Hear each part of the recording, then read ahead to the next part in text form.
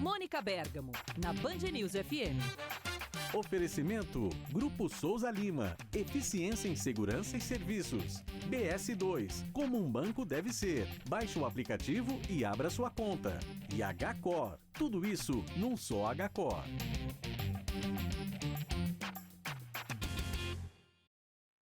São 8h23, hora de conversar com a Mônica Bergamo. E a Mônica hoje vai falar pra gente sobre um assunto importante que deve voltar à pauta no Supremo Tribunal Federal. Que assunto é esse, hein, Mônica? Bom dia pra você. Oi, Barão, Coutinho, todo mundo, Carla, tudo bom? Bom dia.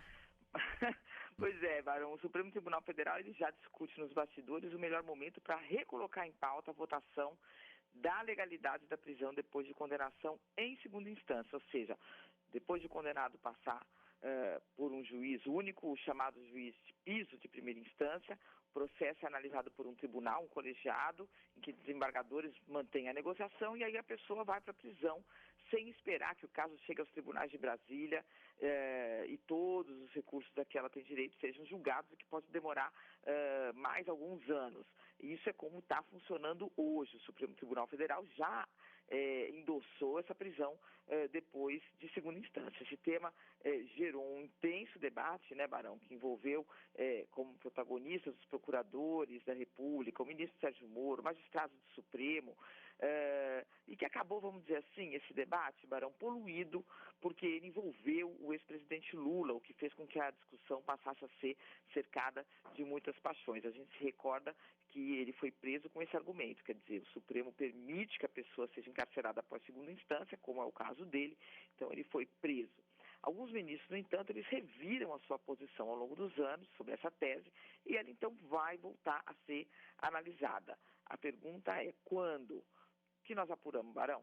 Que o clima em relação ao Lula amenizou na visão do Supremo, em especial entre os militares que antes se posicionavam como frontalmente contrários a qualquer medida que beneficiasse o ex-presidente. Faziam isso até publicamente. Eles mandam? Não, eles não mandam. Eles decidem? Não, eles não decidem. Mas na vida prática, quer dizer, o clima popular e também o clima da caserna acaba tendo relevância, né, nos bastidores.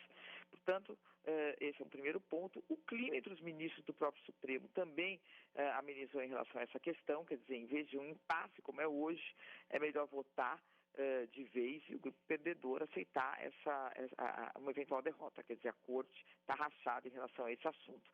Bom, se tem todo esse clima favorável, o que está faltando para colocar o assunto em pauta?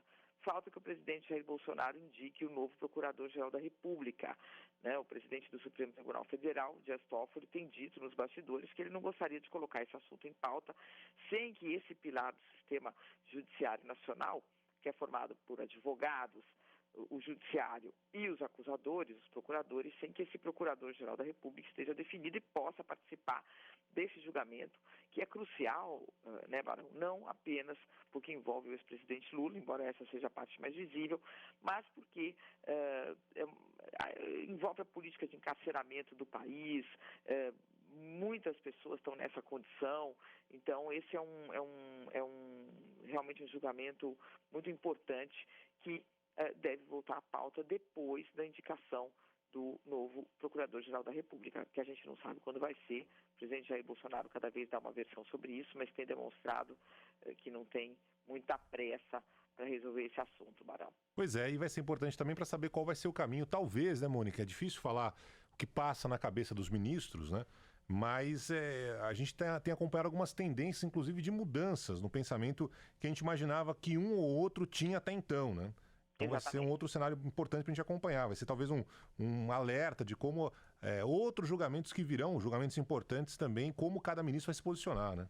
Exatamente. No caso aí da segunda instância, a gente sabe que o ministro Gilmar Mendes mudou o seu pensamento, quer dizer, ele votou a favor dessa prisão depois de segunda instância. Depois ele disse que isso era para ser uma permissão e virou uma coisa do dia a dia, que não está errado, porque a Constituição, na verdade, ela diz que a pessoa é inocente até o trânsito em julgado do processo, até a última vírgula ser julgada. Então, como inocente, que é considerado inocente ainda, vai ser preso. Né? Ainda não acabou o julgamento. Tem a ministra Rosa Weber também, né, Barão? Uhum. E o voto dela é o verdadeiro mistério, quer dizer, os outros ministros, todos mais ou menos, todo mundo sabe como vão votar. E ela Eu ouço versões ali um pouco desencontradas, de que ela vai para um lado, vai para o outro, mas ela vai ser verdadeiramente o voto de Minerva. Ela já votou contra a condenação em segunda instância, né? Ela é contra, ela votou para que a pessoa só fosse presa no fim do processo, mas no caso específico do Lula, como tinha prevalecido esse entendimento coletivo, ela votou pela prisão dele. Então ela já foi para um lado e foi para o outro, e o voto dela é que vai ser aí o que vai desequilibrar a balança para um lado, para um ou para o outro. Vamos ver o que vai acontecer. Mônica Bergamo volta amanhã nesse mesmo horário conversando com a gente. Até lá, Mônica. Um beijo, até amanhã.